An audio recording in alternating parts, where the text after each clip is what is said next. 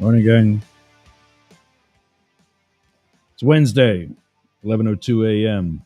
Let me get my clock thing up here. This thing's so cool. I love this. 11:02 a.m. here on the East Coast. 8:02 on the left coast.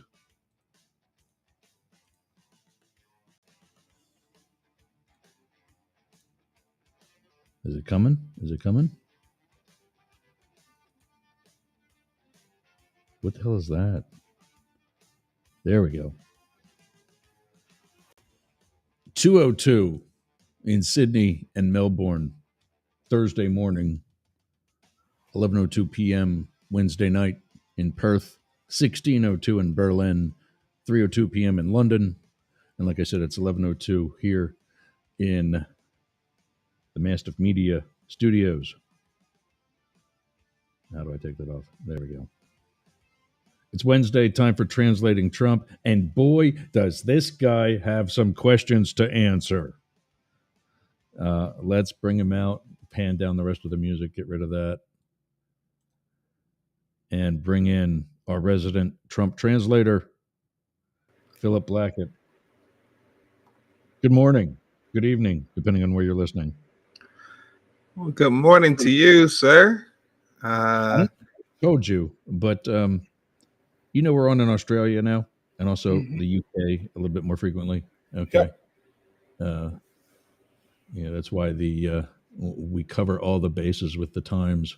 Of course. Good morning, good afternoon, good evening, good night. Apparently, the other day we were on in the UK, even though we're only supposed to be live there on Fridays. We managed to get on the air one of the other days, and I didn't realize it. And we might have covered somebody else's show, which is bad, but that was a total accident. For those of you maybe still listening in the UK, if you missed somebody else's program, my apologies. But wow, I mean, seriously, and I know you are no fan of Joe Biden, and for once, he's not going to have anything to do with today's episode. So there's no scapegoat here. I mean, outside of you including them in the show notes now, from you reference it now, it's now in the transcript. Yeah. But I mean, point being, you're a pretty dedicated fan to Trump 2.0. But I mean, seriously, even you've got to be shaking your head at this one. Elon Musk with Teslas on the White House lawn, and the president of the United States is helping to sell Teslas. Tell me how that's okay. So, first off, I think that Trump is going after America first, right? That's definitely consistent theme-wise. So he wants American companies to thrive. Tesla is an American company, a car company. It's also the same American car company as I think it was Ford, GM, and Stellantis. I think Trump did some sort of deal regarding tariffs to help them out too. So it sounds consistent to me. If you're supporting, he didn't have any Corvettes on the White House lawn. Okay, but we didn't have the owner or the CEO of Corvette supporting Trump to the way that Musk did during the election season either. Exactly. Tell me how this is not a conflict of interest. A government official using government property to push one car maker. Okay, so let me ask you this, Secret Service, okay? Which car maker was you and your comrades and the people you were protecting in when you were transporting from one place to another securely? It depends on the detail. Okay, so which ones do you normally go with?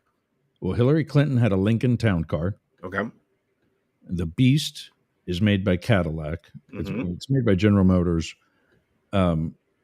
All I can say is that the only two original parts of a Cadillac that eventually becomes the Beast that is not altered in any way Okay.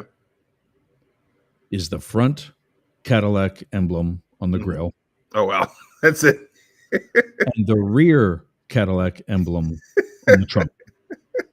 That's good. So let's not say that General Motors really makes the beast because they don't. Well, they do supply the car, right? They may get their components from elsewhere, but they do help assemble it. So, wouldn't that still be a subtle endorsement of Lincoln and No, Cadillac by its no, usage by our government? no, because to make the beast, to make the Marine One, Mm-hmm. to make Air Force One, And that's Bowen, right? currently, yes. Okay. And Sikorsky makes the um, makes I forget what the actual letters are called. The model number of that helicopter, Okay. the VIP transport type of helicopter, Mm-hmm. meaning that it's the troop transport that's altered for VIPs. Um, to get those, you have to already have another government contract. Mm-hmm. You can't just come in off the street because what that does, it gives the government, for somebody making the wheels or the wings for the president of the United States, Mm-hmm.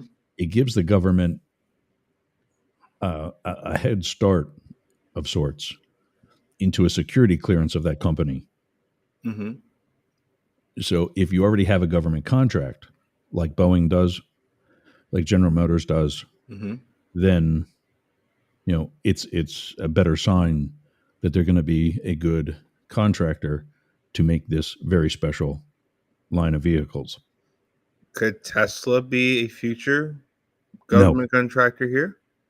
no, not for that because it would take way too long to get the first contract.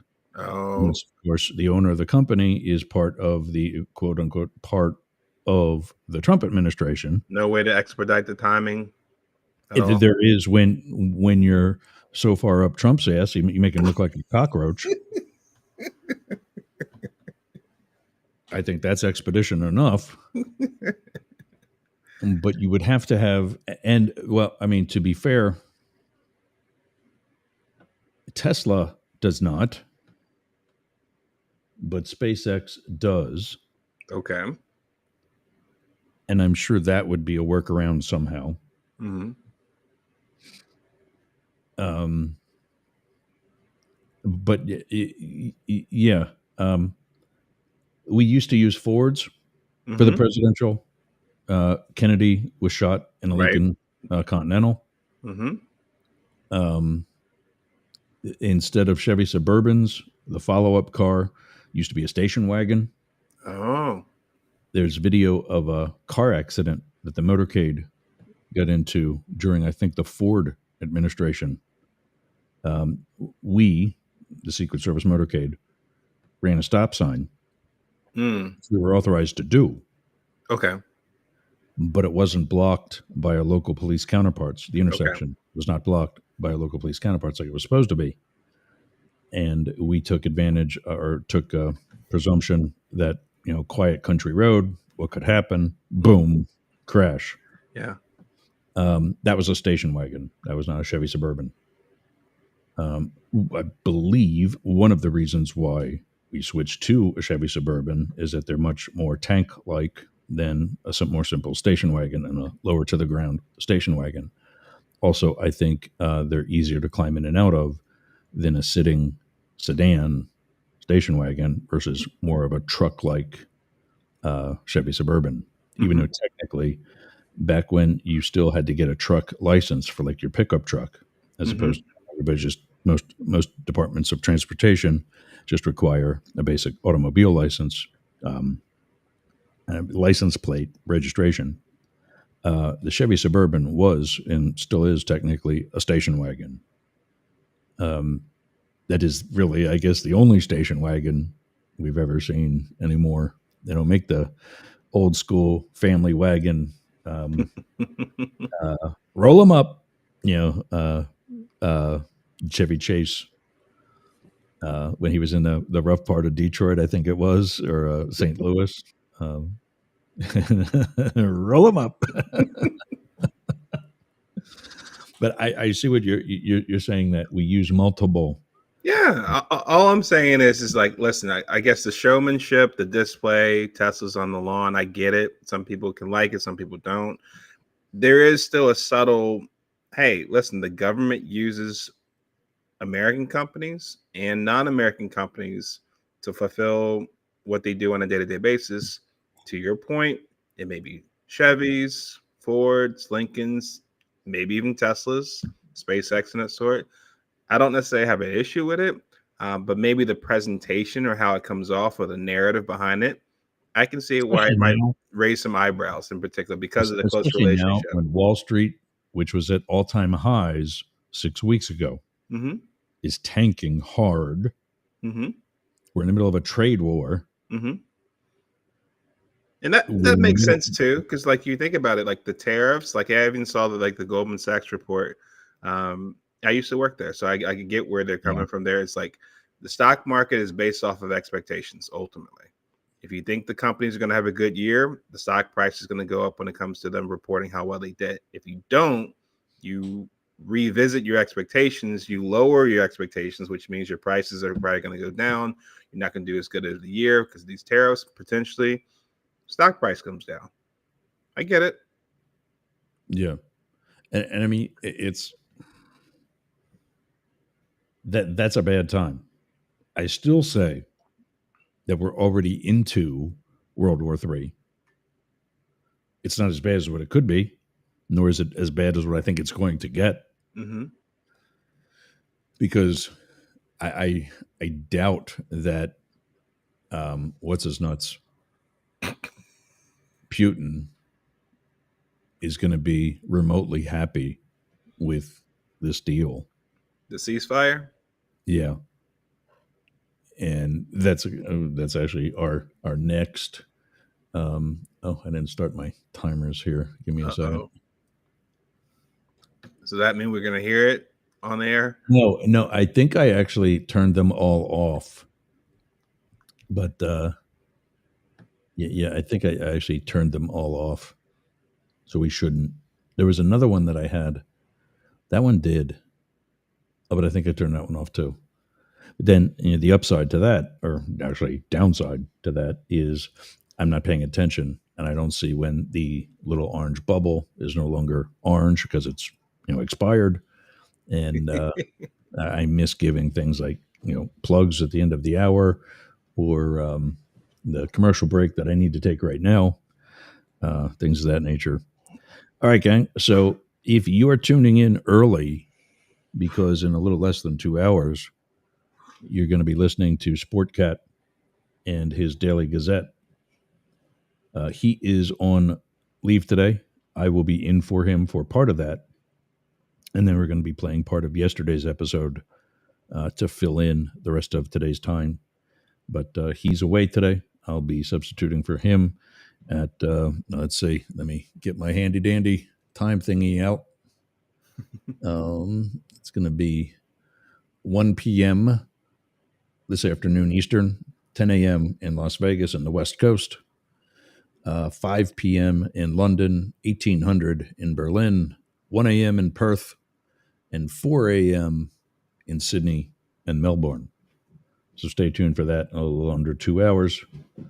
Till then, we got to take a quick break. We'll be right back. And when we do, we're going to figure out, what the president can do in my driveway, because I've already had a governor here that has done squat.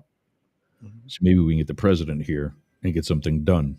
Maybe it might be better if we have a new governor. I don't know. Maybe if Donalds comes in and helps out. I don't know. That's just a thought. Yeah, that's. But I want your opinion on something else too. I was reading on Quora, and I'm questionable of the things I pick off of Quora. Mm-hmm. For those of you that don't know, Quora, Quora, Oh, okay. is an Mm-hmm. app and a platform that you can get that experts of various fields create profiles for. And when you tag that industry or that subject matter, that person gets an alert that you have a question about this issue, whatever it may be. that doesn't mean that an actual expert is going to be the one that replies. Mm-hmm. Somebody may just fancy themselves, like Blake, a political science junkie, an expert. It just proves that they don't listen, because I give shots like this at them all the time when they're not on with me, and they never say anything. They have no idea. It's like picking on the Amish. They don't have a radio, so who's going to know? But yeah, it doesn't mean that you're actually going to get a real expert replying. Just that it's a possibility. But hey, the one-eyed man can still lead the blind here. So hey, oh yeah, being able to see partially is still better than no vision at all. So this guy, I forget what the exact question was. So I'm going to paraphrase it badly, but the point is the answer. Question was something about Trump, how bad he is, how awful this is going, blah, blah, blah, whatever. Mm-hmm. And the political scientist, historian, journalist, whoever the guy was, replies with, he doesn't even think that Trump is going to finish this term. Now, he's not suggesting anything like what's happened already, like assassination or anything like that. He's just thinking he has such shiny object syndrome that he's going to bow out before he finishes. Before 4 years.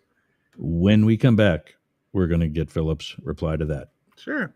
You're listening to Up the Middle or watching Up the Middle on the Mastiff.Media Network, Radio X in Australia, 1400 AM and 1071 KSHP in Las Vegas, and the rest of the Mastiff.Media Network. We'll be back after this.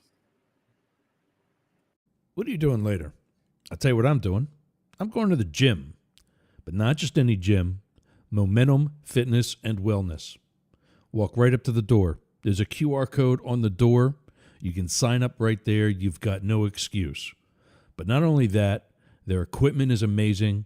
It's kept up well. It's expanded. There's stretching area. There's CrossFit. There's hardcore training. A dedicated area for stretching, dunk tanks, sauna, everything you need to get that Hernando beach body or keep your Clearwater beach body. You can train with your shirt off, you can scream, you can yell, and you won't be intimidated either. Go to Momentum Fitness and Wellness on US 19 in Bayonet Point, Jasmine Estates. Build the momentum.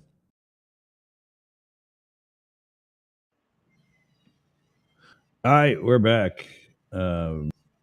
Rumble. I got to put my sexy background music on.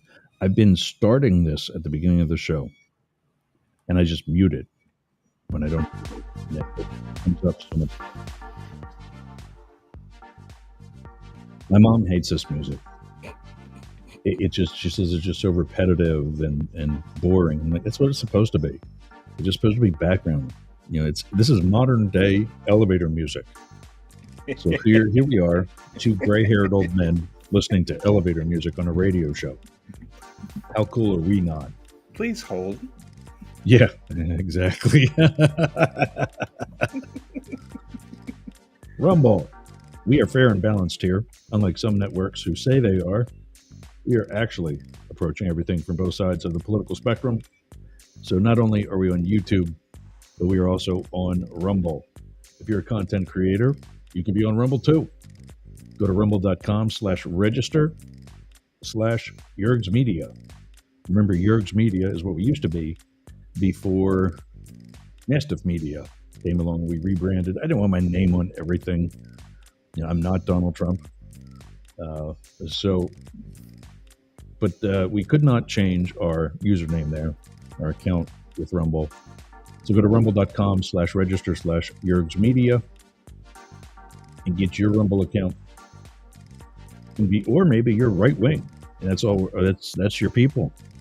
Go ahead, get there, but send us some love by using that link when you register for an advanced or paid or whatever they call it, professional account. Rumble.com. All right. So before the break, we were talking about how. Oh, now I screwed it up. I got to put this chill music back on for the next break. Oh, they changed it.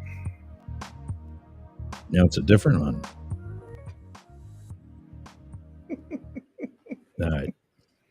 I feel like Howard Stern just like playing with stupid stuff that I'm not really paying attention to my own show. Well, listen, there's a lot of worse things you can do if you're trying to be Howard Stern on the air. So I'm fine with this. But see I didn't want that. I think one of my neighbors first called me that when I first started the political podcast. Mm-hmm. And I think he asked if I was going to be like the Howard Stern of politics. I'm like, hey, I like that. I'll be the king of all political media. Someday. You did raise a funny point. You said, well, I don't want my name on everything. I was like, Yergz, okay.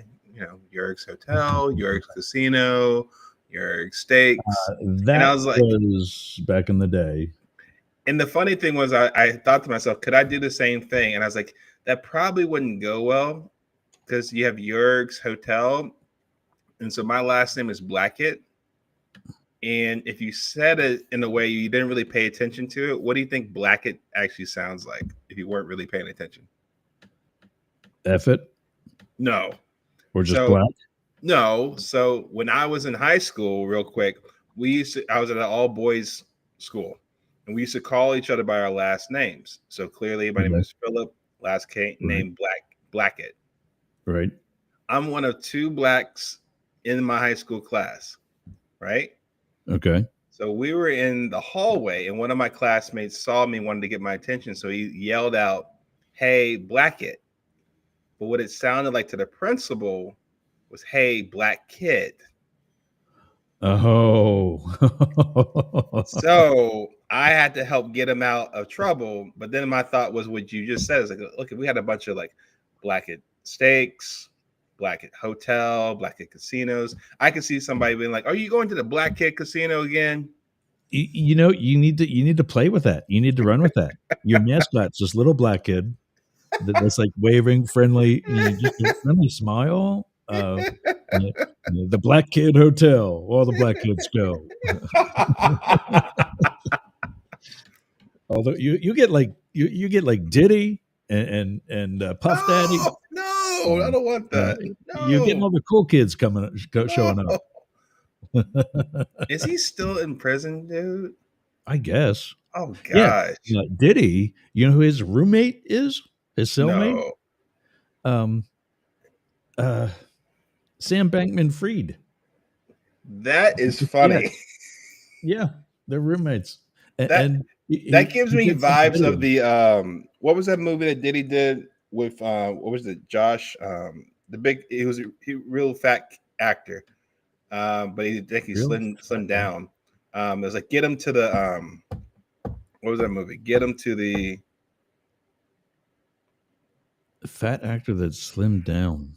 So he was Seth Galifianakis is slimmer now. What's his name? He's been on like I think it was like Moneyball, Pineapple. I know who you mean. Yeah. Pineapple Express, maybe Super Bad or something like that. I know who you mean. I don't know what his name is, but he's like a younger Seth Rogen. Right. Yeah. So I'm thinking like that's kind of what's going on there in that cell now. It's just So and he's like, "Oh gosh, I'll just take myself out. Don't keep me here." It just came the interview with Bankman-Fried I just saw last week, and it just came off like he was forced to do a press opportunity, a press avail for Diddy. He really had nothing else to say other than Diddy was a cool roommate. So like I guess like the prosecutors are supposed to see that and the victims' families. Good behavior. That's supposed to be like the one shred of possible reasonable doubt that for what he's being accused of with like the trafficking and whatever else. Well, I'm sure it's safe when you don't have baby oil in the cell this time. Maybe you can actually go to sleep with both eyes closed. Yeah. Maybe. Yeah. I don't know. Well, that I guess apparently they're not frequently, if ever, in the actual general population I wouldn't be in the general of the prison. population either. Yeah, yeah, Diddy, I got a mixtape for you. Let me spit it to you real quick. yeah. You're really. I want to make the band too. What were we coming back to talk about? Quora Oh yeah. not finishing full term for Trump, right? So yeah, and it actually made sense. He Why gets would you thrown leave the out. president just all of a sudden? Where would you go to? I'm listening. I don't know This is that my it would be initial all thought. of a sudden. I see this Gaza thing maybe coming to fruition, Mm-hmm. and he wants to oversee the construction of that. Mm-hmm. And he and what's the nickname? Bibi. Mm-hmm. What's Netanyahu's nickname? Oh, I don't know that one. I Uh, just know Little Marco. no, Bobo or not? No, that's Bobert. Um, Not Bobo again. he's got some name like that that apparently I don't know if they actually use it to his face, like his colleagues. Mm-hmm. BB, that's it. I think it's BB. Mm-hmm. Uh, but they're going to like have their ultra rich Riviera of sorts in the Mm-hmm. Gaza Strip, and he leaves and turns things over to JD Vance. Which, speaking of which, I need to actually read this thing that I pulled off another journalist's website, who, because of the nature of it, he was taking it down the next day. If you Mm-hmm. saw it, if you got it, God love you. If not, sucks to be you. Something called the PayPal Mafia. Okay. And it's about Elon Musk and his rise to power and JD Vance and his rise to power. Mm-hmm. And it details how this whole current arrangement was planned years ago. Okay. So when we talk about getting rid of the deep state, Mm-hmm. this provides a perfect place to start. And I'm going to actually include portions of that in the white paper about, I haven't officially titled it yet, but essentially my Fourth Reich white paper, where it started just me comparing Trump to Hitler. And as it grew, I saw all the other comparisons. Mm-hmm. I'm like, this isn't just Trump to Hitler. This is Trump administration to the Third Reich. Mm-hmm. And so I've been affectionately calling Trump 2.0 the Fourth Reich, because now some of the other things I see, like he just, well, I mean, let me let you answer the first one first, and then we'll go into another one. But obviously, I doubt that you agree or see it happening. But what are your thoughts about him perhaps not finishing this second term? Voluntarily, by the way. You remember when it was clear that Joe Biden? See, I'm gonna bring Joe Biden this episode. Damn it! We got I'm Sleepy Uncle Joe coming back. I'm gonna bring Sleepy Joe on this episode. Damn it! Crazy Uncle Joe coming back for a cameo. Do you remember when there was talk about when he clearly was not going to run in the re-election against Trump for whatever reasons? We'll just put that aside, right?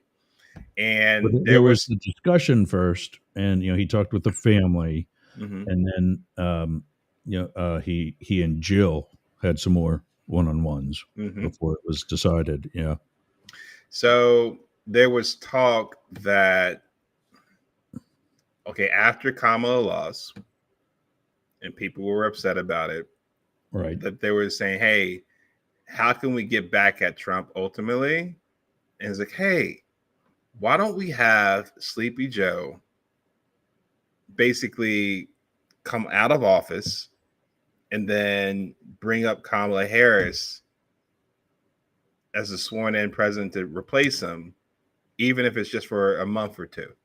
but just so Kamala Harris could be president, could make history, and could just further spite Trump before he gets back into office. And there were some people that actually thought that that might be a good idea and an idea that could actually happen. Right? It could happen. Right? Absolutely. And the other thing about that, Yeah. I don't remember what the actual time frame is. I just know that the amount of months that they would have had left would have been inside that time frame. Should she be elected later, she still is entitled to 2 full 8-year terms. 8 years totaling 2 4-year terms, because you have to complete X amount of months or weeks or days, something like that, for it to count as your first term as a replacement president. And if you don't achieve that, then you can run for election and then run for re-election after that. Yep. So I see this as kind of a parallel to some degree, where one, I think to myself, okay, you're president of the United States. Like, where would you leave to outside of just serving your remainder of your term that people elected you for? Like, what would make the most sense to say, yep, this opportunity is just too good for me. I rather just give this up to JD Vance and just go ahead and do that opportunity, as opposed to just say, hey, listen, you shocked the world. You served 2 terms. You're going to be fine life after the presidency in 2028 for the rest of your life. You can do all the development projects you want, all the speeches, all the celebrity appearances. You could bring back The Apprentice if you want to, for Pete's sake. You can have that co-hosted with Arnold if you want to, right? Plenty of opportunities. I don't think Arnold would, because Arnold actually endorsed and said he's voting for Kamala. I think, let's see. But they would have a more fair and balanced look, right? You have Trump on one side, Arnold on the other. Yeah. Okay. Yep. So, Arnold on the left, Trump on the right, I just don't, I don't see it. Unless you're looking at it from a position that, do you look at Vance as similar to the Kamala here? If we get Vance an early start at this, then obviously he becomes the front runner, almost uncontested, for 2028, because you basically position him to at least start serving in that capacity. That would basically really kind of slide things over for him to be the front runner for 2028 for sure for the GOP. But outside of that, I really have a tough time seeing it. Like, why would you nearly lost your life trying to run for president. Like, I came back. Like, I'm going to serve. I'm going to finish what I started, and I'm going for all 4 years, and I'm going to have a damn good time doing it. Okay. So I found up something. The longest presidency is Franklin D. Roosevelt, which we know because he was actually elected to a 4th term.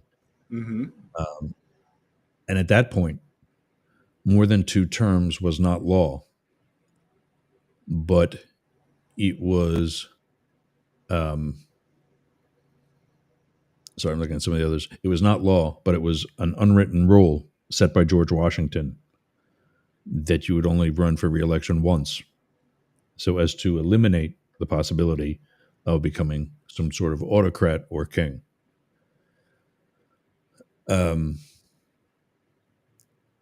Franklin Roosevelt, being during the Depression, and this is what, maybe it was a good idea, maybe it wasn't. I'm not pushing either way.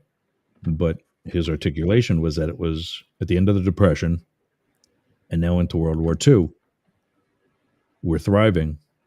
It's a position we should not change. So he ran for a 3rd term and actually a 4th term where he died in office.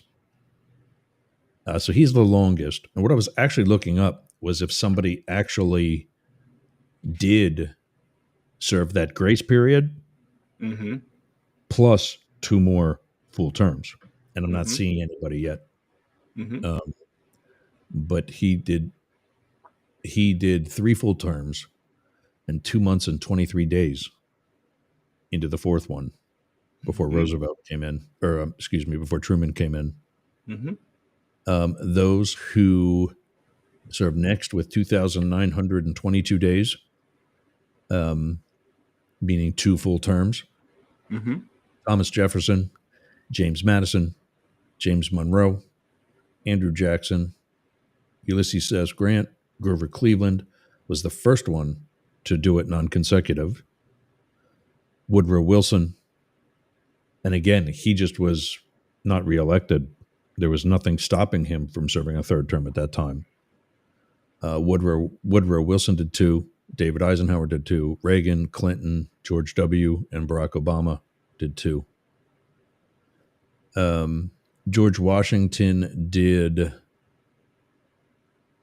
2 terms, but they were less than today's 2 full terms because the inauguration of his first term and the inauguration of his successor was not in January then. It was in March. Mm-hmm. But he wasn't inaugurated until April 30th of 1789. So while he served 2 full terms, he kind of got shorted a month. Harry S. Truman. Okay, so here's the closest one, and Teddy Roosevelt's another. Harry Truman, who succeeded Franklin D. Roosevelt, succeeded to 1 partial term, 3 years, 9 months, and 8 days. So that was considered a full term, even though it wasn't a full term of the, what did it say? It's 365 times 4 plus 1, because somewhere in those 4 years there's going to be a leap year, whatever that comes out to be. 1,461 days. And so he did that part. Teddy Roosevelt succeeded to 1 partial term after he followed one of the guys that was assassinated. I think it was McKinley. 3 years, 5 months, and 18 days. So 4 months shy of Truman, followed by 1 full term. Calvin Coolidge followed Wilson, I think. No, because Wilson finished. Calvin Coolidge finished somebody who died in office because he also did 1 partial term of 1 year and 7 months and 2 days, followed by the full term. Nixon, 2027, 1 full term, resigned 1 year, 6 months, and 20 days into the second term. Lyndon Johnson, 1 partial term after the Kennedy assassination and 1 full term. William McKinley, 1 full term, assassinated, died 6 months and 10 days into the second term, 8 days after being shot. Donald Trump, 1 full term, currently serving a non-consecutive second term. Abe Lincoln, 1 full term, died a month and 11 days into the second term, 1 day after being shot. And then John Quincy Adams, Martin Van Buren, James K. Polk, Franklin Pierce, James Buchanan, Rutherford B. Hayes. His nickname was Rutherford. Benjamin Harrison, William Howard Taft, Herbert Hoover.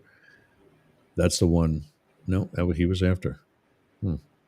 Herbert Hoover, Jimmy Carter, George H.W. Bush, and Joe Biden all served 1 full term. John Adams was 1 full term.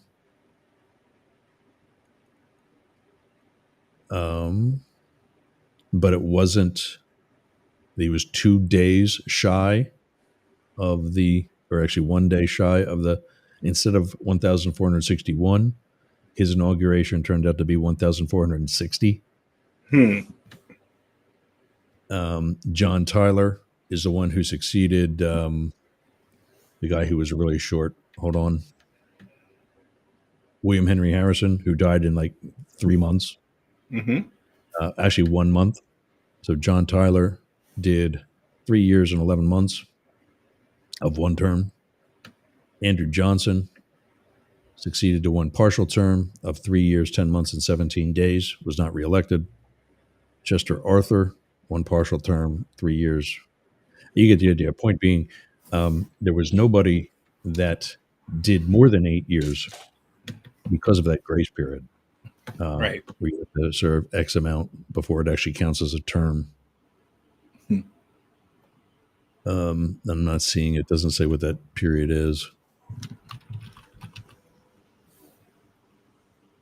About whatever. I think this is 25th Amendment. 22nd Amendment. Have been eligible for a second term. Have been eligible for election to a third term after serving more than 2 years of a term to which another person was elected.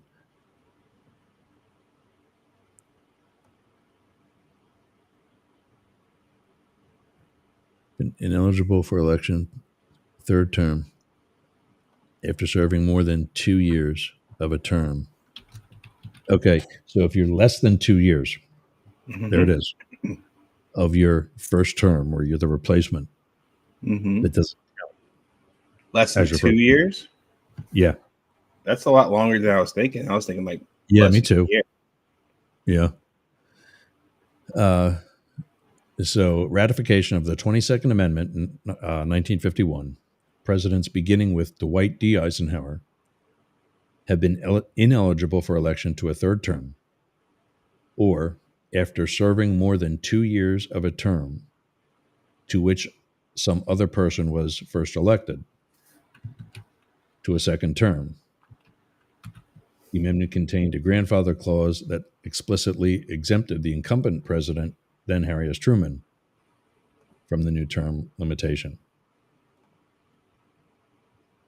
So Harry S. Truman could have won 3 terms as well. And then Grover Cleveland and Donald Trump were voted out of office after 1 term, but they later elected to a second non-consecutive term. Consequently, there have been 47 presidents in the nation's history. Only 45 have been sworn into office. Oh, yeah, only 45 people have been sworn into office. Yeah, there are actually only 45 presidents. Right. Because 2 served twice. So Cleveland and Trump. But I've said this before, it sounds, excuse me, it sounds rude, like burping into the microphone. Probably is. But you don't run for president for the money. Clearly. And as such, you're either a little crazy or a little full of yourself. Like you've got an ego to be the most powerful man or woman in the world. So when you get a person like Joe Biden, who's been in public service at the federal level for as long as I've been alive. Me too. I was born in 71, and I think he was elected in 73. Or took office in 73, elected in 72. Dude, take a vacation. Enjoy. He does when he's on the beach. Yeah. And if you see that picture, yeah, he looked bored. He looked like he wanted to get back to the Oval Office. That's true.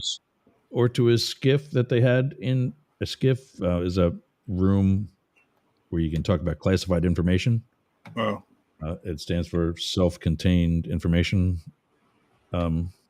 Facility, I think. Something like that. Yeah, I don't blame him. I don't like beaches. Yeah, I'd be there for about like 10, 15 minutes before I'm like, okay, sand, ocean. I don't want to get bitten by sharks. I can go home now. Yeah. There was a ding, but that wasn't any of the alarms. What the hell was that? I heard. I told you. Did you hear that? I did. What the hell was that? We've got 35 seconds remaining in this segment before I have to take another break. But I have no idea. Was it maybe, did somebody message me on Facebook? Or in the messages? There's nothing. I only had that up because I had to get the metadata that I posted earlier to put in today's thing. Mm-hmm. So yeah, let me. I wonder if we got chat. Look at this, Ken. Where were you yesterday? We missed you. Please wait for your operator to pick up elevator music. Yeah, Mm-hmm. exactly. Um, I'm here just in meetings today. Gotcha. Lars also checking in from the European Union. I live near a beach too, and I love it. I love the water. I love where I've been walking around on my dad. You're actually on an island? No kidding. Which one? If you're cool saying, you don't have to give us your address, but you know, let us know. I know you're in. Oh damn it! I get this wrong every time. I want to say Belgium, but I think he's actually in the Netherlands. Lars checking in from the EU. Um, yeah, I love Thank it here. My dad caught me a couple times walking around looking a little starry eyed at the place that I live at, even though right now the house itself is a construction project. you. Uh, it's I love it here. All right, gang, I got to take a quick break. When we come back, what did I have planned for next? What's the next? Are you here for an hour today, or are you doing more? Or what are you up to? Here for an hour. I think I'm Okay. gonna be on an hour for quite some time. Okay. Yeah. What are you ready to tell us about? Whatever the other projects you're working on Yeah, yet? yeah, You I can can tell us talk. that. Yeah, I can talk Um, about it. when we come back, we'll hear more about that, and then get in the hour number 2. You're listening or watching up the middle. We'll be back right after this. What are you doing later? I'll tell you what I'm doing. I'm going to the gym, but not just any gym.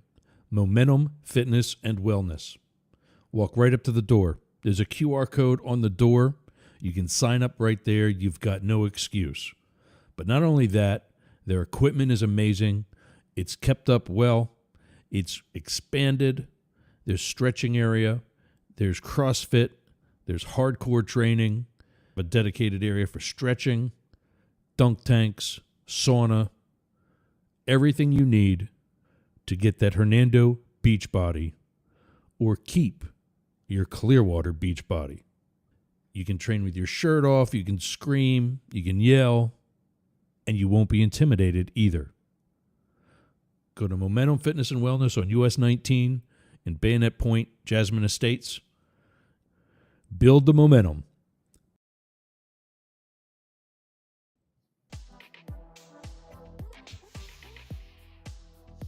Let's see what's next. Yergz on Cameo.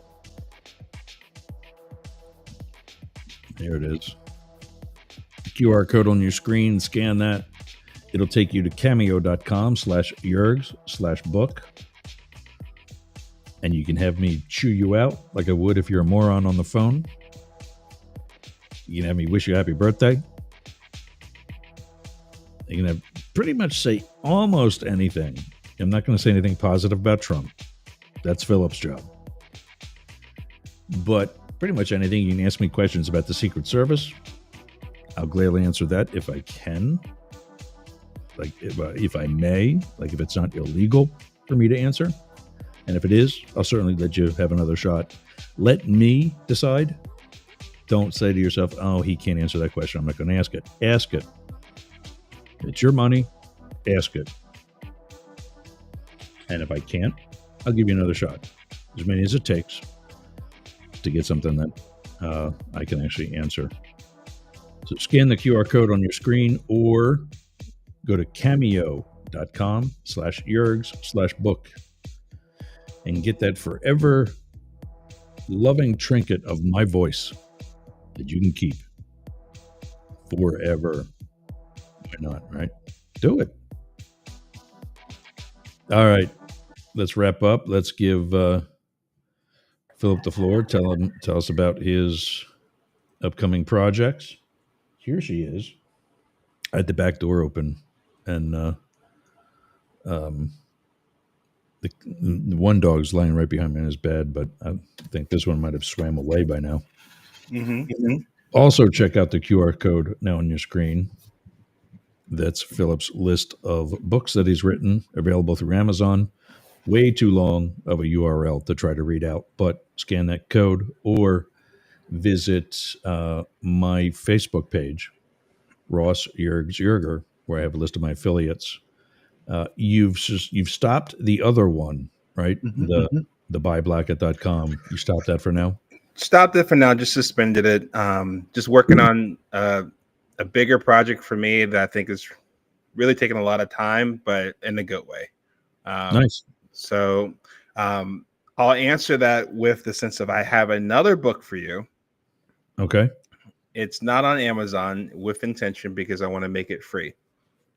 Okay. And basically I'll set it up where, the project itself, I basically call it Life After 40.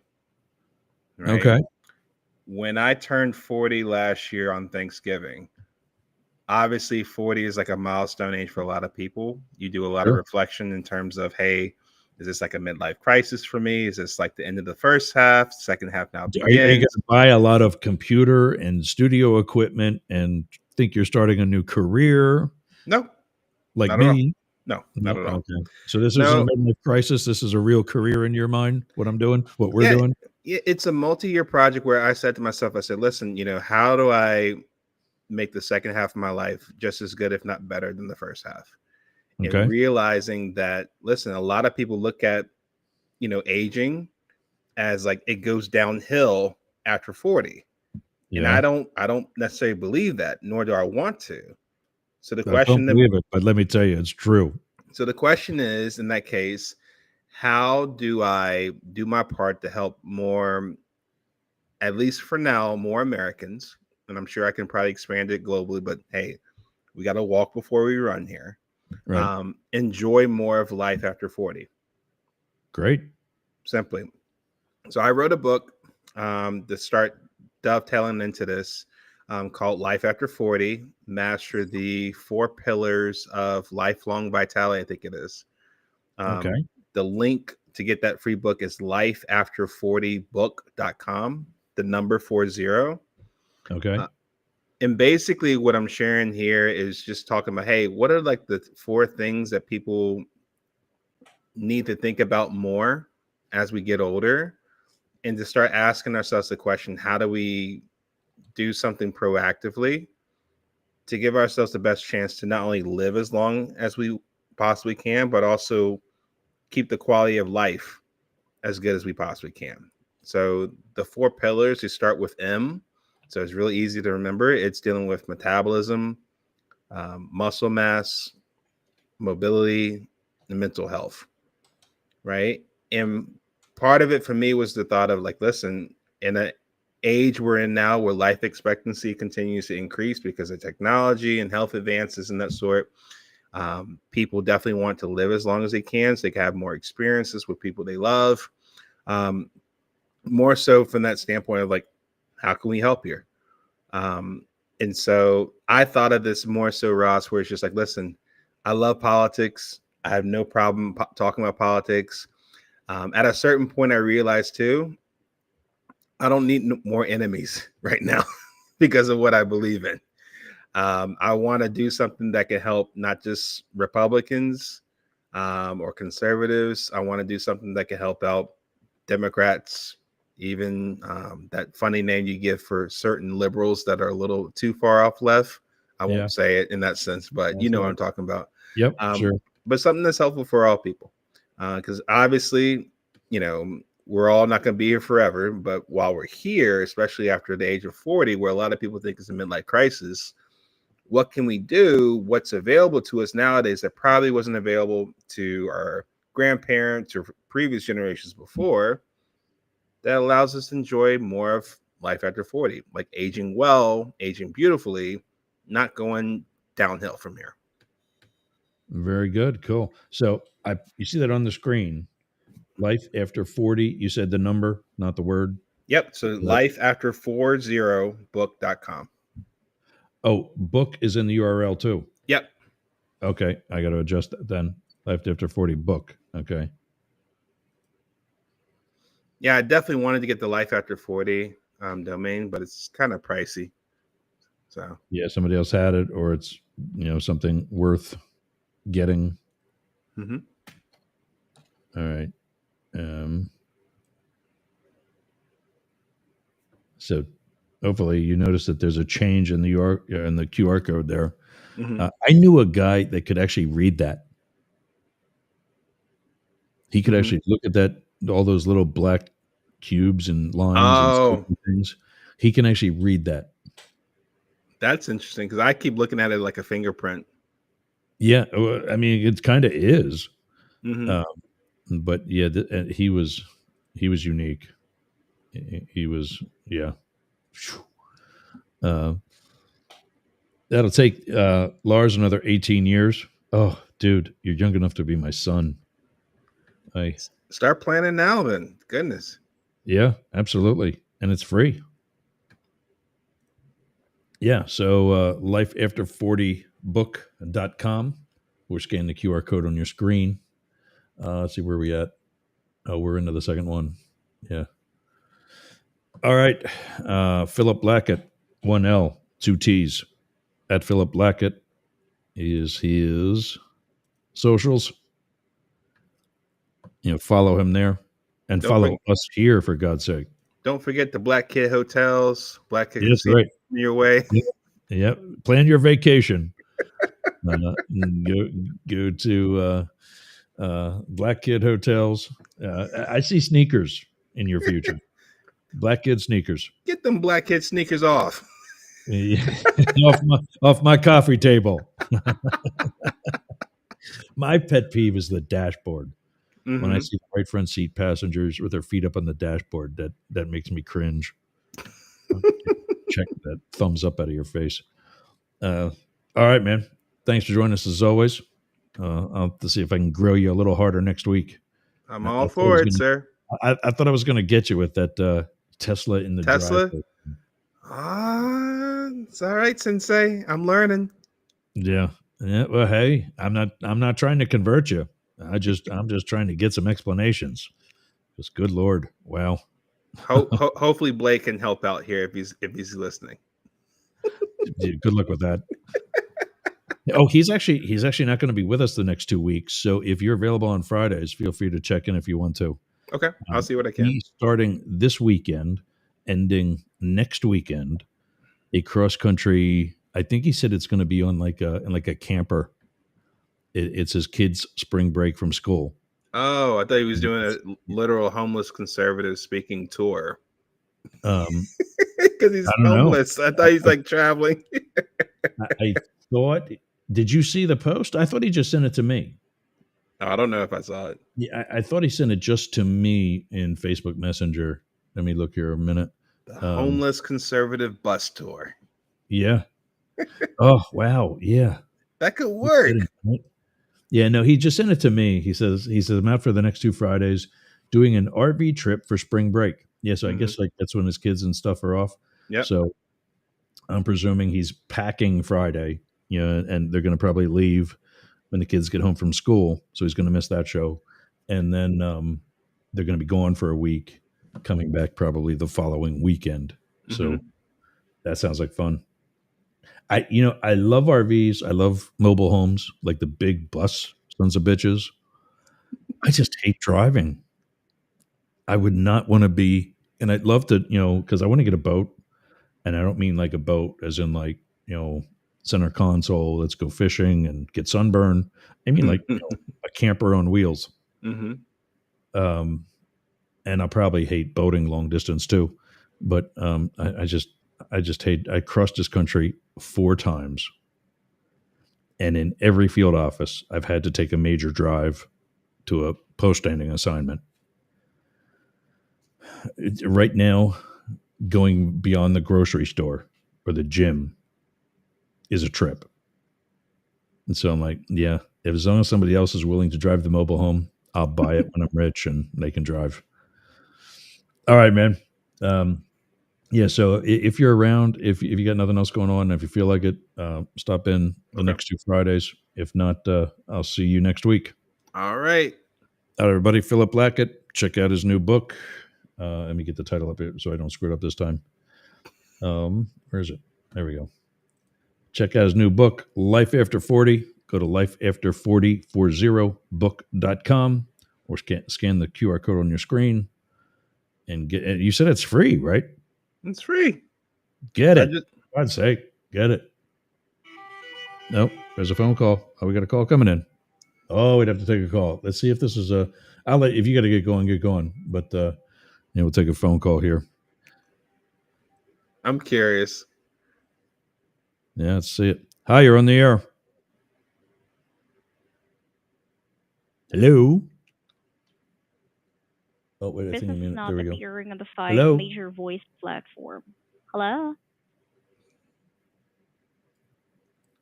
It's on. Oh, they don't want to talk. Well, I guess we'll see them next week too. There we I've go. been getting a lot of business. I've let a lot of business calls, and there's no way to separate it. It's still going to come to me because I'm the one that signed in. So You got to Yeah. get a screener. yeah, I need a producer in the worst way. Producer. Yep, exactly. All right, man. If I don't see you Friday, I'll see you next week. All right. Thanks so much. All right, Philip Blackett, everybody, our resident Trump translator. For our second hour, we got some more of the news and other things that we were going to talk about, or still the same things that we're talking about, such as a trade war and the fact that we're in World War III and the fact that we're still in a civil war of sorts. It may not be the blue and the gray or the North and the South, but it certainly has been us versus them in various circles. My grandpa has a friend that's 109 and still lives and does everything by herself. Wow.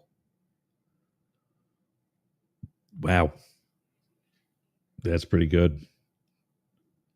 Jesus. Where's she at? Yeah, I mean, again, without giving out an address, just give us a country so we can live more like that. All right, so when I got to take another break, this is just going to be like a little bit of music so I can refill the coffee and get ready for hour number 2 and hour number 3. After my show today, I'm going to get SPORTCAT'S started on SPORTCAT'S Daily Gazette. Oh, here's the island. I missed this. I don't even know how to pronounce that. But that's the island that's the island that Lars lives on. That's going to be so cool. Because I know it's like Netherlands and it's up in like the North Sea and it's I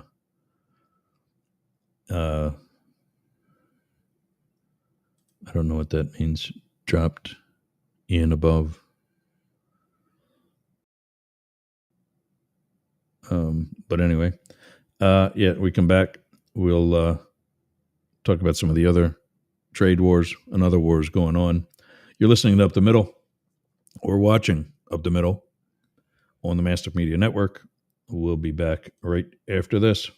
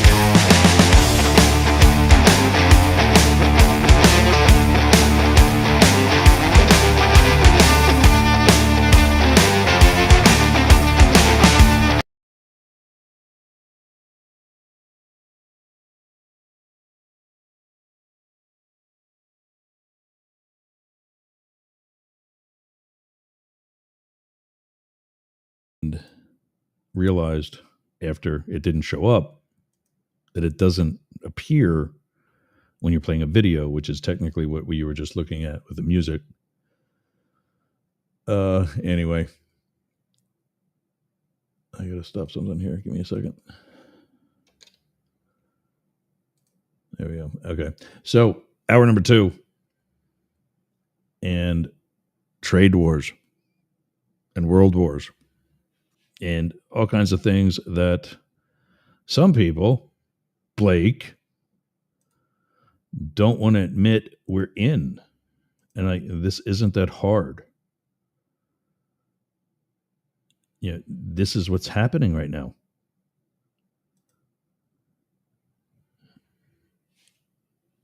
We've got the European Union now kicking in. Well, somebody thought better of it.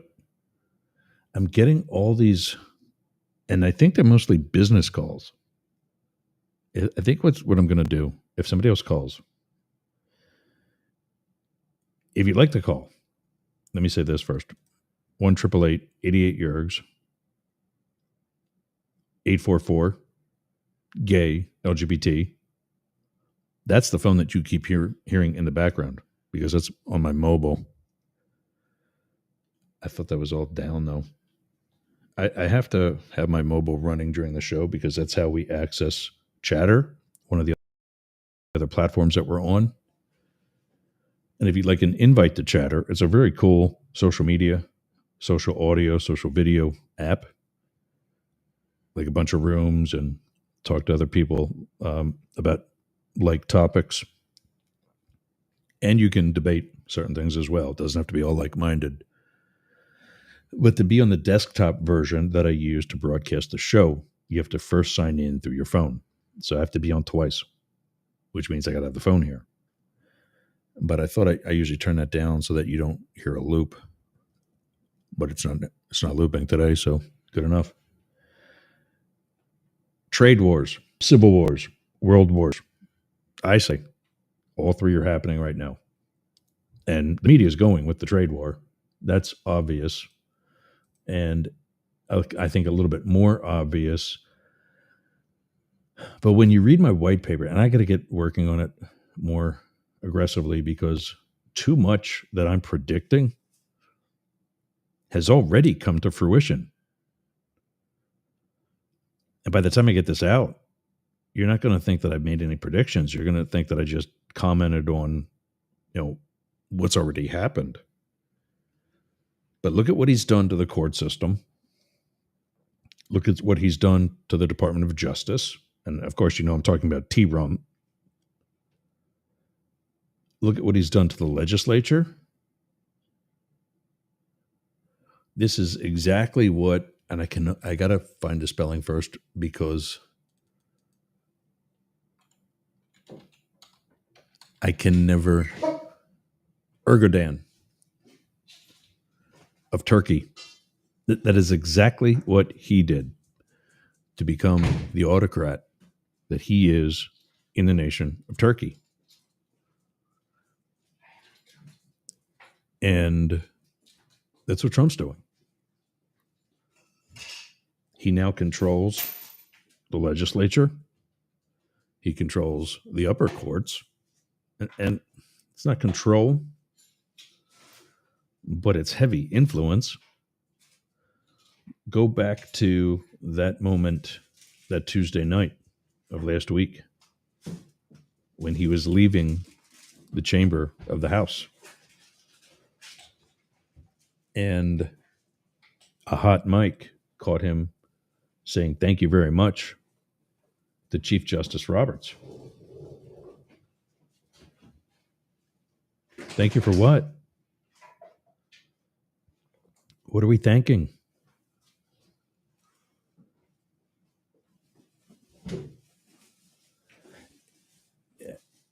Oh, I don't want to block him. What am I doing there? Sorry, Lars. This Lars says the trade war is so funny to me. Yeah, because so much of it, when it started with Mexico and Canada, he delayed these tariffs that are going to be so great and bring in so much money. As I said before, tariffs are his favorite word. So he says, well, okay, let's put them on already. Why are we delaying them twice? Why are you delaying them to Mexico and Canada agreeing to do things they've already agreed to do, and in fact, they've already done? How out of touch are you? And speaking of out of touch, that's what I said about the blow up in the Oval Office, which, by the way, was a hit. If you can't tell that was planned, I should have asked that of Philip. But if you can't tell that was planned, wow. But all Zelensky wanted to hear was a verbal commitment from Trump to what was already in the agreement. But he wouldn't do it. Did he not agree to the agreement? Or more than likely, that probably is the case though, or more than likely, also, we'll say that also, he didn't know it was there. That's probably the heavier one, although when he says things like Russia has been the easiest to deal with and Ukraine has been so hard, like, really, what? Ukraine hasn't gone against any agreements. Ukraine didn't illegally invade any country.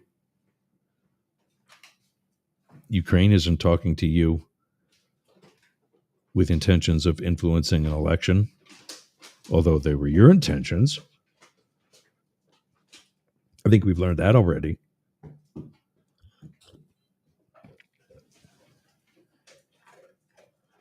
But yeah, so trade wars. Now, who was it? Jack Daniels, the owner, the company, the parent company of Jack Daniels, has laid off more than 650 employees worldwide. Out of, I think they've got 5,000 that are a part of the Jack Daniels brand. 650 worldwide. And the kicker is Canada. When I first saw this, it didn't make sense because I thought, how are they going to let the product go into the country without first paying these tariffs? And apparently, this is a thing. American liquor, when it's exported to Canada and imported by Canada, the tariffs are not paid until the liquor is sold. So there it sits on a Canadian shelf in a Canadian liquor store, essentially as American property. And so nothing has been paid to the U.S. government or to, and I got to look this up again because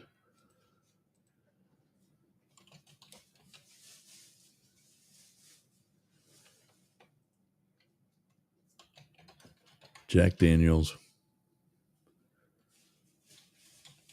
parent company. It's a hyphenated word. Let me get this. Brown-Forman, parent company of Jack Daniels, Jim Beam.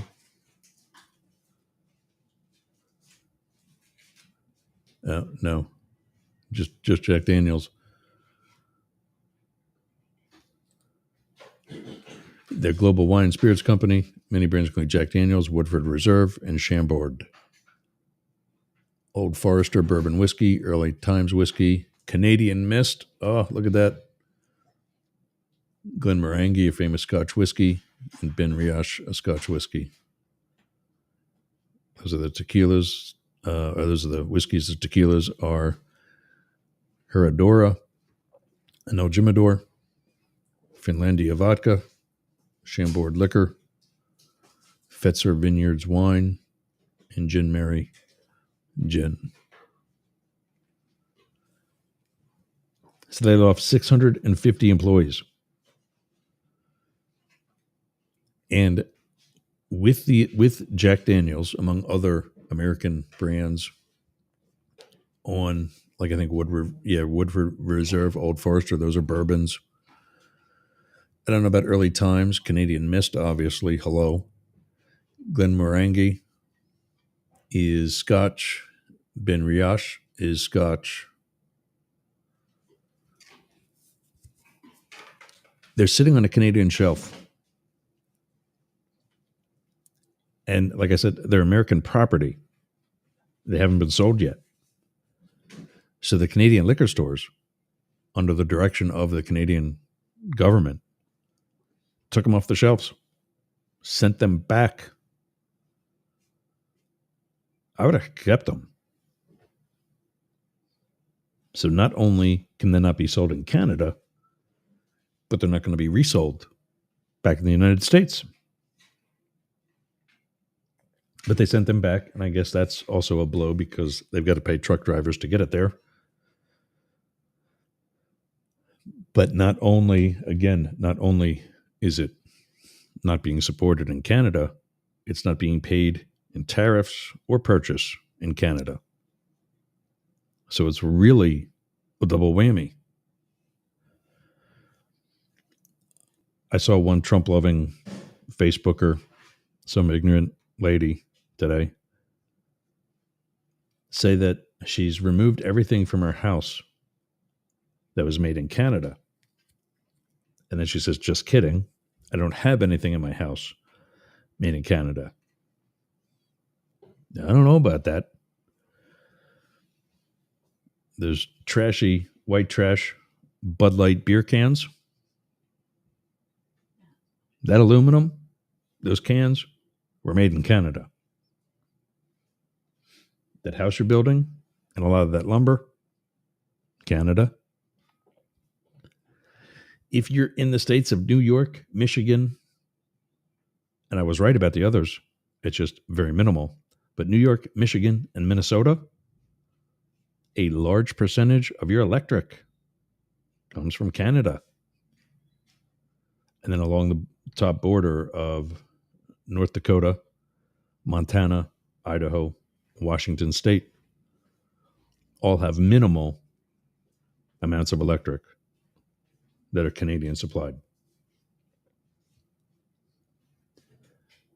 From down below, many fruits and vegetables, including one of my favorites, avocado, come from Mexico. Other products that come from the European Union, many of those products bought by the European Union are now being denied, just like the American liquor.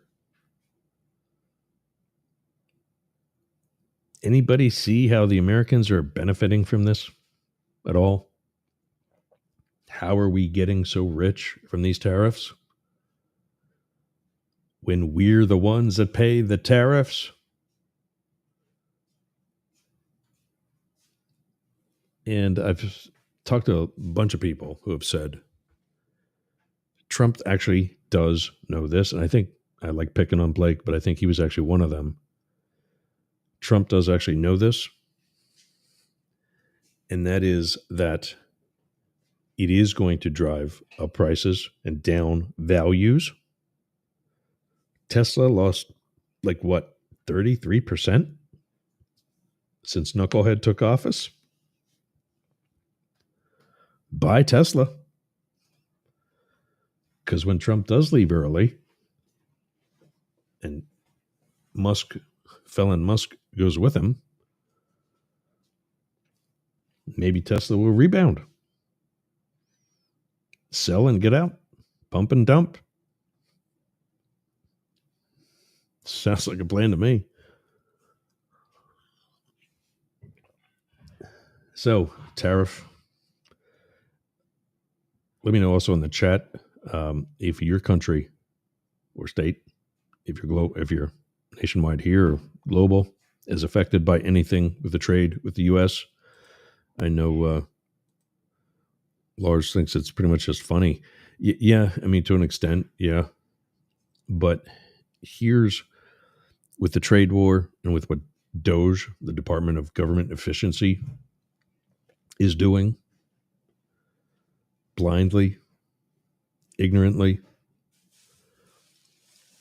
the ripple effect, the collateral damage that these knuckleheads are causing is a lot.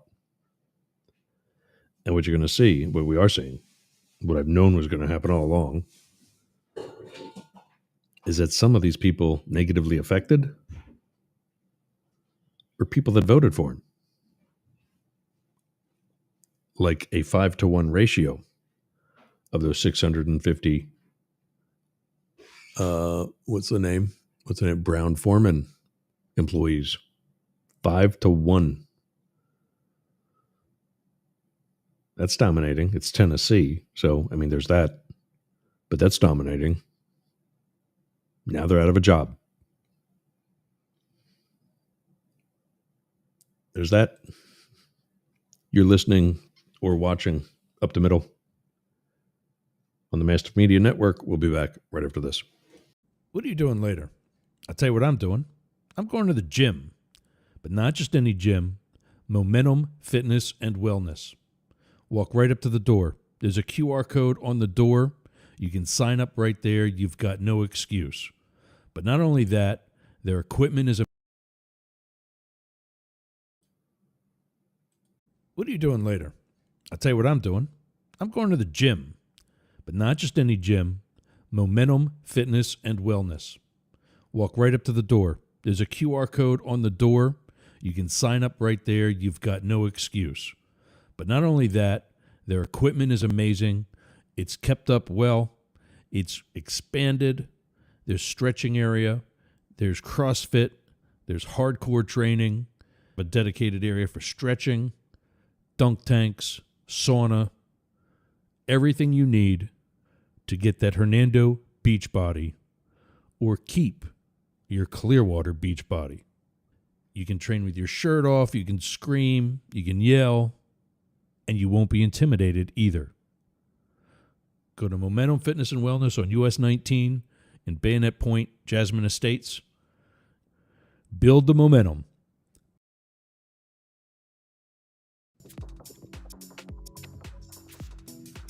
Sea Ranch Civic Association. You're in Western Pasco, Southern Hernando, Northern Pinellas, or anywhere the Tampa Bay or Nature Coast. Join up to the Sea Ranch Civic Association. Go to mysrca.com or call 727-619-4636. It's a local social organization that I support. They just had their second farmers market this past weekend. Much more successful than the first and growing. Definitely a more, I don't want to say progressive because it's going to sound political, but active social network, social group, social activities, social associations. Oh, wow. Did you hear that? The music just changed. It was pretty cool. Tone it down a little bit so you can hear me. Go to mysrca.com. Sign up today. It's actually $40 for a year. And understandably, they're trying to recoup from Helene and Milton of last year's hurricane season. Check them out. Come visit. Get together. You can rent the facilities if you need a party space, or join any of the groups or activities that they have on site. mysrca.com, Sea Ranch Civic Association. All right. In part of the last hour, we talked about the trade war, And of course, we rambled on it just now. But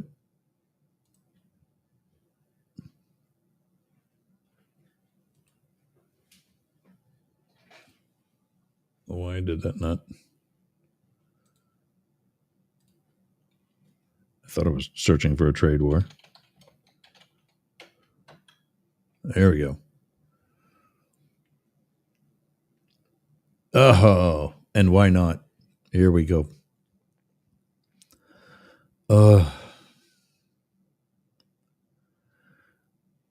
According to Fox Business, Canada announces a $21 billion.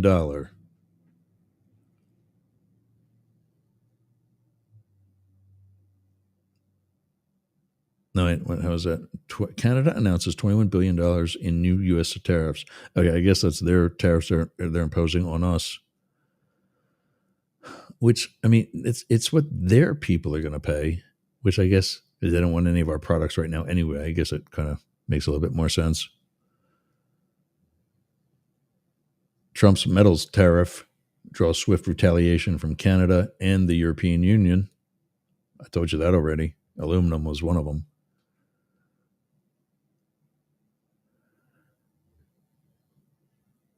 And NBC also talking about the trade war with Canada escalating.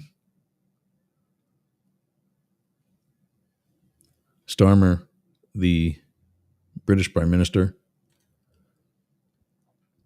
all options are on the table. I think that means as far as levying retaliations that I guess we're literally asking for. I mean, come on, guys.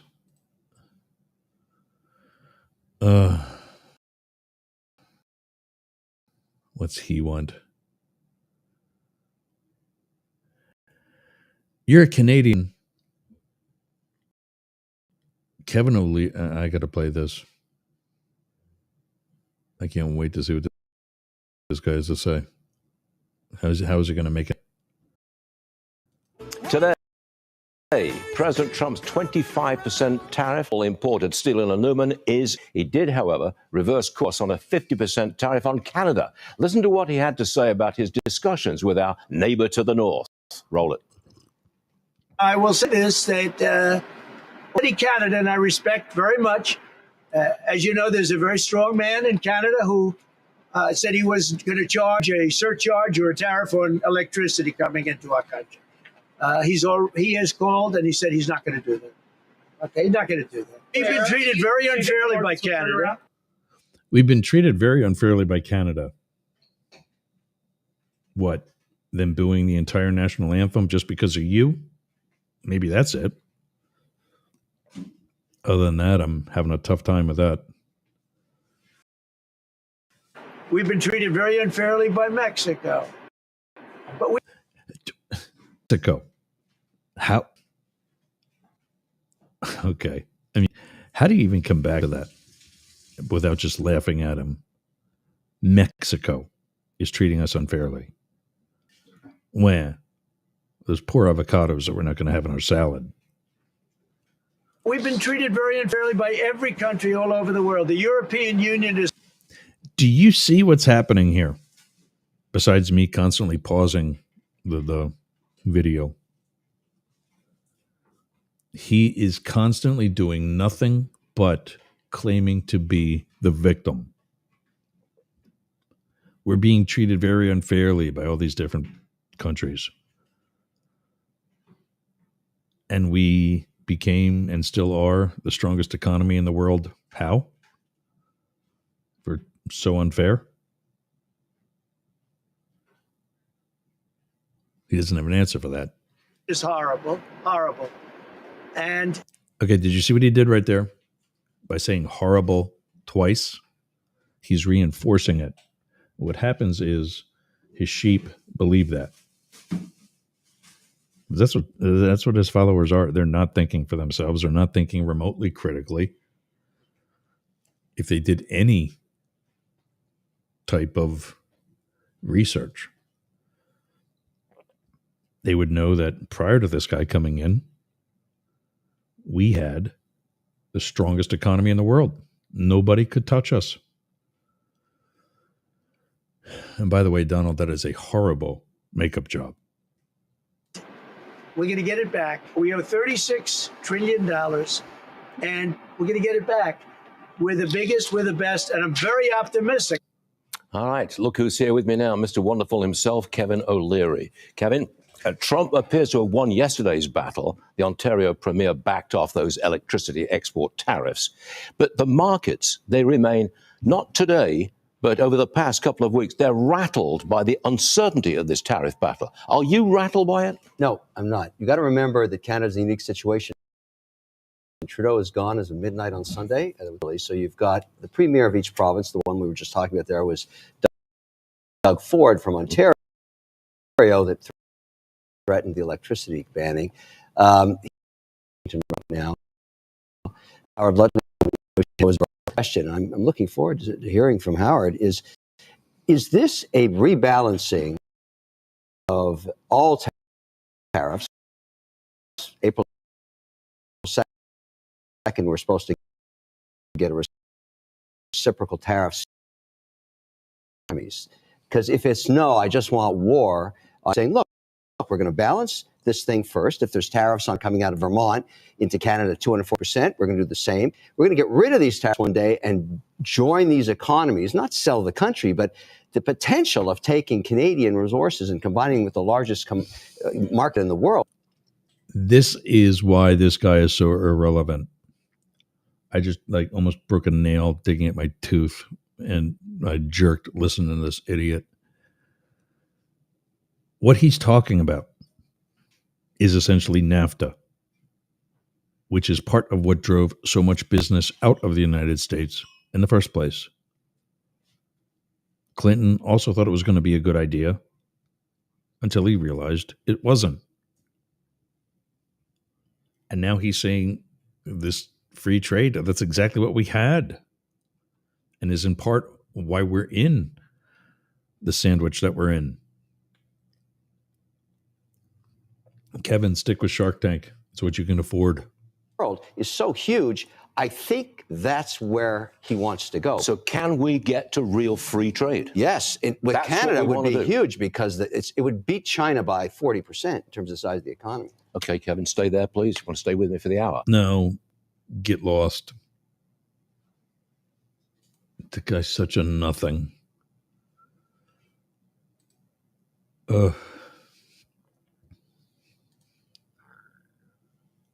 So the Trump metals tariffs, and in addition to, I can't subscribe to Reuters now. How do I get rid of that?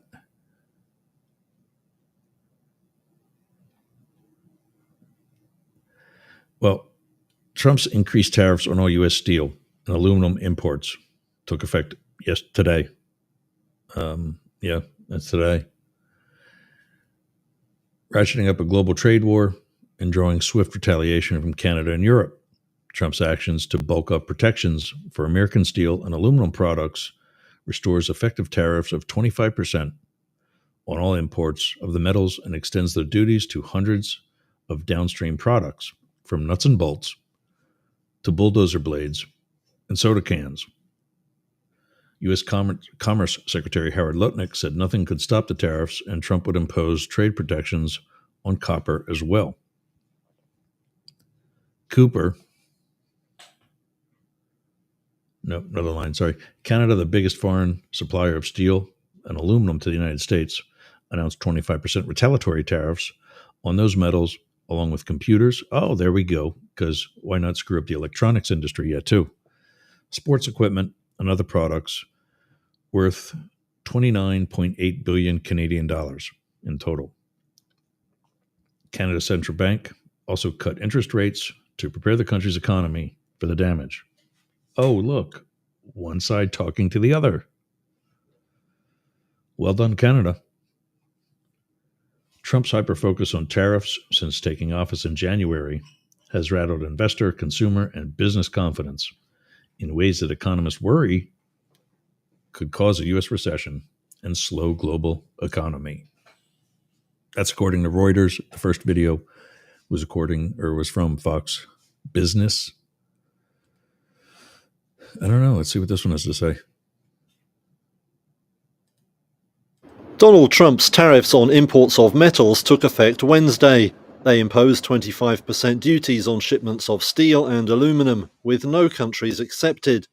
The tariffs also hit hundreds of products made from the metals, from nuts and bolts to bulldozer blades and soda cans. Within hours, the EU fired back with $28 billion in reciprocal duties. Those tariffs will kick in from the start of next month. Canada is also mulling how to respond to the latest moves. Speaking Tuesday in Houston, Texas, Energy Minister Jonathan Wilkinson said Canada could limit sales of oil to the US. But when we're talking about sort of non-tariff retaliation, it could be about restricting supply. It could be putting our own export duties on products. It could be energy and minerals. It could be broader than that. Canada is the largest supplier of imported oil to the US, shipping some 4 million barrels per day. Wilkinson says a levy on US ethanol is another option being considered. In Australia, the government was disappointed not to win an exemption from the new tariffs, something Trump said last month he would seriously consider. However, Prime Minister Anthony Albanese said it would be counterproductive for Australia to respond with tariffs of its own. Tariffs and escalating trade tensions are a form of economic self-harm and a recipe for slower growth and higher inflation. They are paid by the consumers.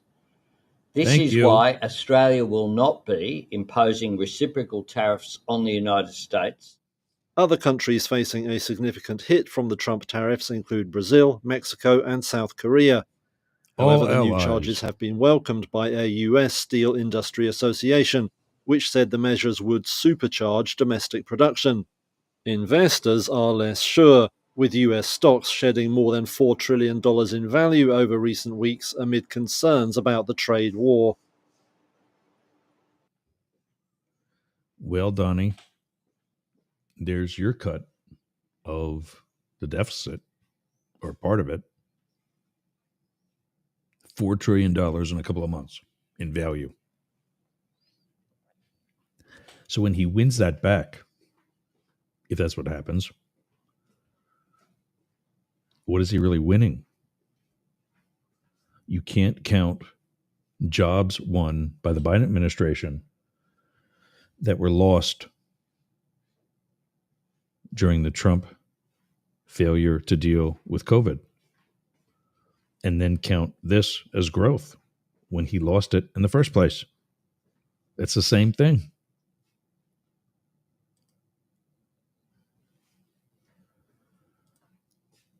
Yeah, Ken's right. He's blaming Mr. Orange, blaming everyone but himself.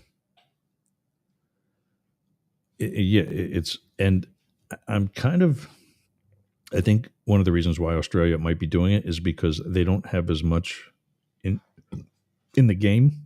Like we're the number one, or Canada's the number one exporter of oil to the United States. I don't know that Australia really has something like that. That's a significant number. And they have the intelligence to realize that any tariff put on would be affecting their own people. So don't make Australian prices go up because of this asshat. Keep theirs down. If they've got nothing else to put on the table, yeah, I think it's a good move. And just wait it out, because they're going to have plenty of other people to trade with that are also pissed at the United States that'll be happy to help out with Australia.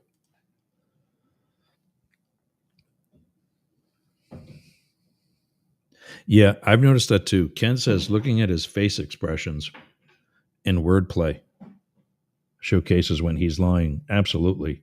As a poker player, as somebody that's investigated and interviewed assassins, counterfeiters, spies. I did a commercial for this for my show when this first started. Assassins, counterfeiters, spies, and terrorists And you learn to pick up on tells. And you learn to tell when people are. No, I'm realizing I didn't put my phone on vibrate. You learn to tell when people are lying. And when he does that thing where he stretches out his lower lip and shows his lower teeth, or when he says something more than once, that's usually when something's BS. Ken also says Trump is a book of fail that just don't understand from his own mistakes. Yeah, he doesn't learn. And I know he thinks he's going to be doing something solid and good, but that's not what's going to happen. He thinks he knows. Economists actually know. And yeah, coming over to the UK,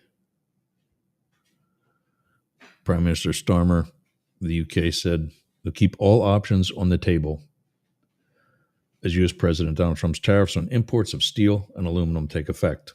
The UK exports hundreds of millions of pounds worth of steel to the U.S. each year, which will be subject to the 25% levy. The European Union, facing the same tariffs, said on Wednesday it would impose counter tariffs on 26 billion euros, approximately 22 billion pounds of U.S. goods.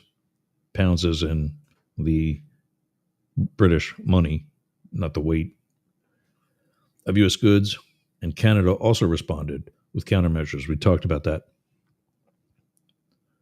Sir Keir, that's Sir, S-I-R, Keir, K-E-I-R, his first name, Starmer. Sir Keir, or Prime Minister Starmer, said the UK was taking a pragmatic approach and was pushing for a trade deal. But opposition politicians called for a more robust response. I see what they're saying. I see what he's trying to do. Sir Keir, he's trying to play it cool and not get all rattled, which is what Trump would like. Because I guess the risk is that if he plays it cool like this, he's going to have less to pull back on. So if he throws some more so-called threats on the table, he can pull them off if he never really thought about implementing them in the first place. I think that's what his opposition wants to do. Some of the more conservative. I think Starmer is more progressive.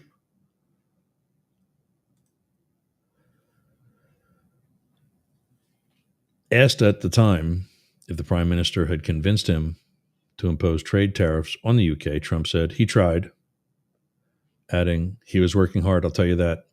He earned whatever the hell they pay him over there. Whatever. It is understood tariffs were also discussed during a phone call between Sir Keir and Trump on Monday. However, if the latest tariffs come into effect, there were no exemptions for any country. European Union President Ursula von der Leyen said the European Union's retaliatory tariffs were strong but proportionate and that the EU remains open to negotiations. The EU tariffs will be imposed on products ranging from boats to bourbon to motorbikes. They will be partially introduced on the 1st of April and fully placed on the 13th. Canada will impose $29.8 billion in Canadian dollars, 16 billion in British pounds of retaliatory tariffs on U.S. exports from Thursday. Canada's Finance Minister Dominic LeBlanc has said, alongside steel and aluminum, the levies will apply to computers, sports equipment, hockey skates, cast iron products.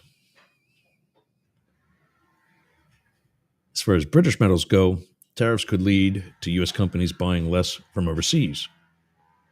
A knock-on effect could be more cheap steel flooding other markets, including the UK, as trade is redirected, putting additional pressure on domestic producers. Gareth Stace, Director General at industry body UK Steel, said the U.S. move was hugely disappointing. Yeah, I mean, all we're doing is pissing in the Cheerios of our actual allies. Why? You don't. The past 45 minutes that we've been talking about tariffs, how many times have I said China? How many times have we talked about Russian gas? Zero. Nothing. One last break.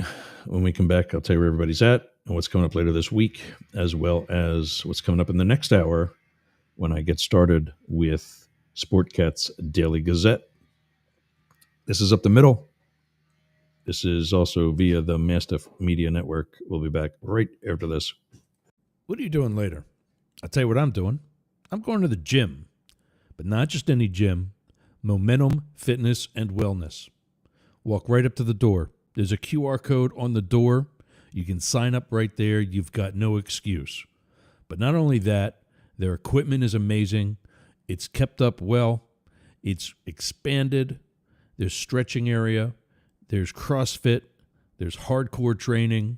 A dedicated area for stretching, dunk tanks, sauna, everything you need to get that Hernando beach body or keep your Clearwater beach body. You can train with your shirt off, you can scream, you can yell, and you won't be intimidated either. Go to Momentum Fitness and Wellness on US 19 in Bayonet Point, Jasmine Estates. Build the momentum.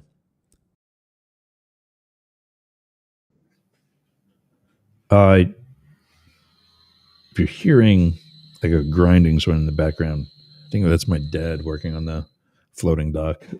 One of the projects we did, we secured that better, and he's drilling away. Where there's a bridge that connects to our seawall, and that connects the dock to the seawall. But by itself, it's very brittle. And so we have these arms that go out on an angle that stabilize it. And it's going to be fine now, but he's just kind of topping it off a little bit.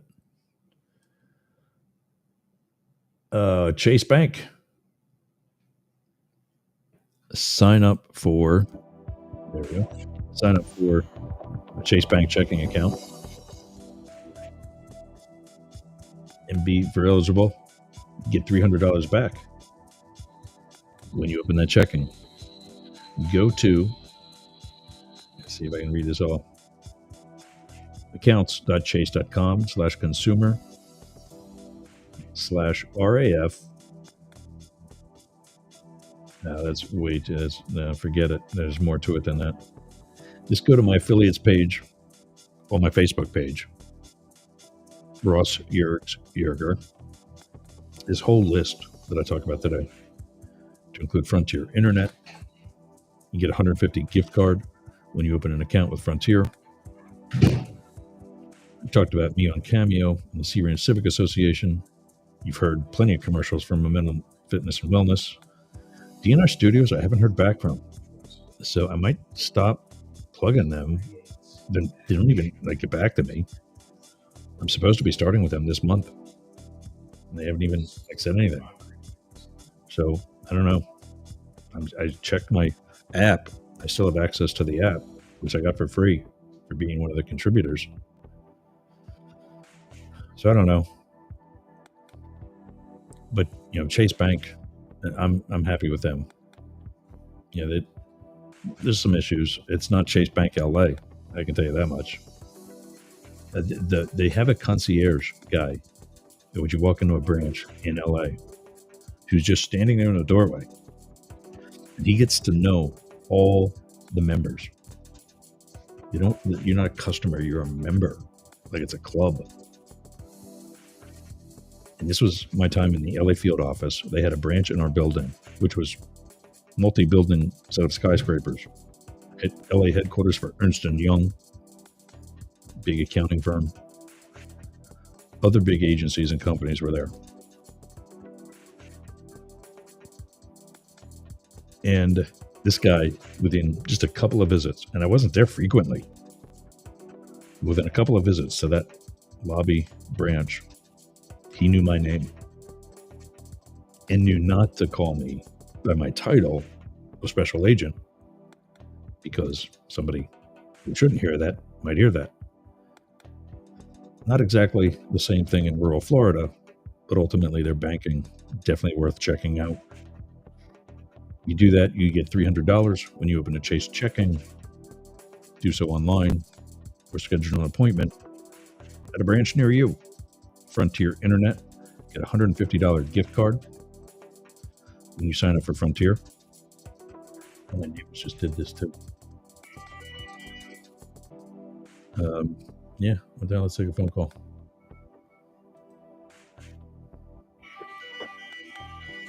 Hi, you're on the air. Who is this? I have a missed call from this number. You call 267-595-9842. Hello. Maybe some music.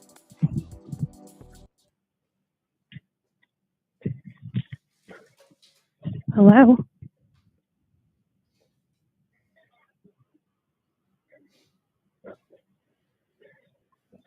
Hello. Hello.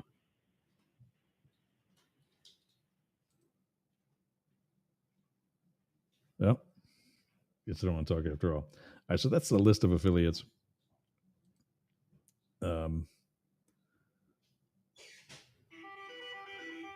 What? Hello?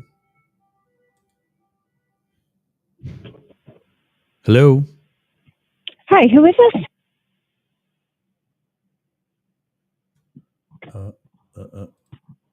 Hello? Hello, can you hear me? Yes, now I can. Okay, and who is this? This is Yergz. You're on the air. What can I help you with? On the air with who? My radio show?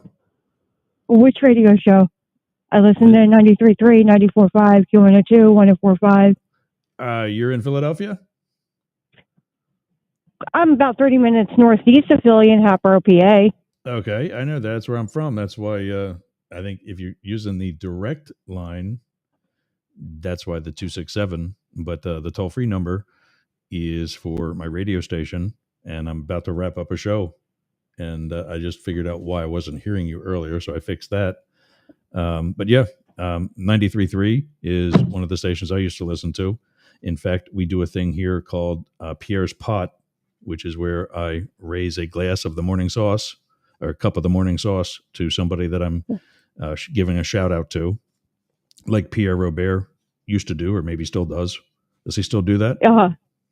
I listen to him like sometimes. The more I listen to President Steve more, because that's Okay. when I'm in the car more. Right.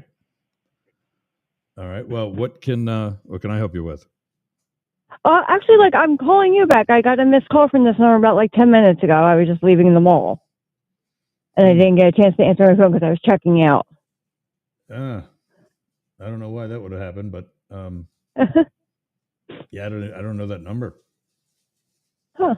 That's funny. Maybe somebody spoofed mine, because I've been getting that a lot too. A lot of the reason why I thought I was going to take this, because I saw the 267 number, and Yeah. a lot of marketing callers do that. They take your number, your area code, and they create some bogus phone number from your area code, so it looks like somebody that you might know, but you don't have them in your contacts. And so you answer. Exactly. Yeah, and I've had this number for close to like 18 years now. So I got you beat. Yep. 25. yeah. Well, for my mobile number, 25. That's not on. Yeah. That's not on this, but yeah. Well, no, sorry to trouble you. That's Glad okay. you're listening to Philly radio, and check this out at Yergz, YERGZ.com and YergzRadio.com, Okay. and give us a listen. I will. All right. Thanks for calling. All right. Thanks. See, that's not so bad. I'm nice. And I figured out why I wasn't hearing whoever that was. I didn't get her name. Let's go back to the comments and we'll wrap up and get into SportCat'S news. Yes. Thanks for Ken checking in and letting everybody know to like, subscribe, and share. Tell a friend like I just did. I don't know what her name was, but we'll have to create a super fan and give her a call back.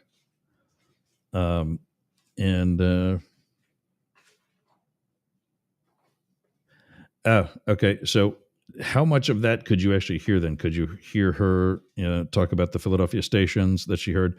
There's a button that I have to push. It was apparently going out to the broadcast, but it wasn't going to my headphones.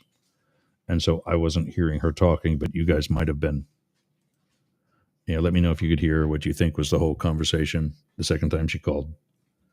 Meanwhile, I am going to just go right to SportCat's episode from yesterday. I've got that downloaded. I've got it queued up and ready to go. Check out the Sea Ranch Civic Association here in Pasco, Florida. Go to mysrca.com and sign up today. $40 for a year. You will not regret it. The Capital Switchboard is 202-224-3121. Call your senators. Call your congressmen. Tell them how stupid this trade war is and how stupid and useless and inefficient Doge is, and tell them to grow a set. I'm not going to plug DNR Studios if they're not going to email me back. I mean, for God's sake, just send me an email. Jane Stahl joins me every Monday. You can reach her at Studio BBB, 3Bs, studiobbb.org. That's the art gallery in our hometown that she manages.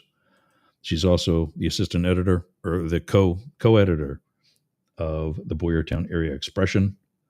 That's our hometown digital newspaper. Check that out at Boyertown Area Expression.town.news and see what's going on in my little hometown. Philip Blackett, who joined us earlier. You can find all his socials at Philip with one L, Blackett with two T's, at Philip Blackkid. Philip Blackett is the correct one. No jokes aside. Matt Deemer will be with us tomorrow. Friday. He's the host of Daily Crypto News. You can listen to more of that at dailycryptonews.net and reach him at info@Deemer4Congress or Matt at dailycryptonews.net. Blake is going to be out for the next 2 weeks, but he still has The Homeless Conservative. Check that out at thehomelessconservative.com. You can reach him, Blake, at thehomelessconservative.com. And you can get us all by writing news, NEWZ, at Yergz, YERGZ.com.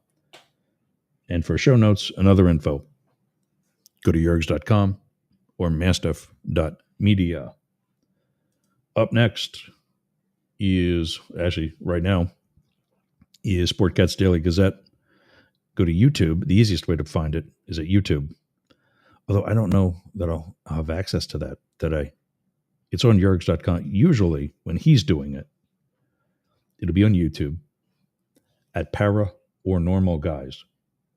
Para, P-A-R-A, or O-R, Normal Guys with a Z. But I won't be on that today because he's not the one broadcasting it. I don't have access to his YouTube account.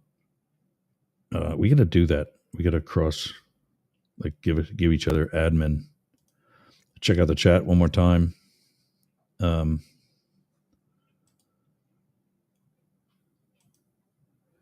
Ken says, we can hear her saying it was a missed call. Oh, that was before.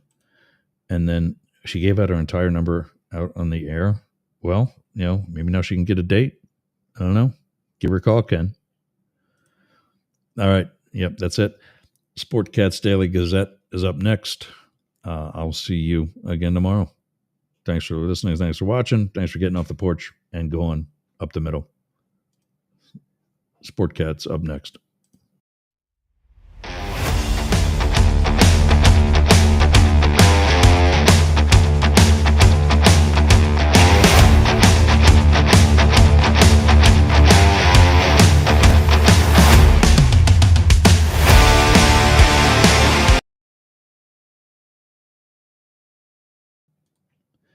Yeah, just SportCat'S up next on Yergz Radio and Radio X.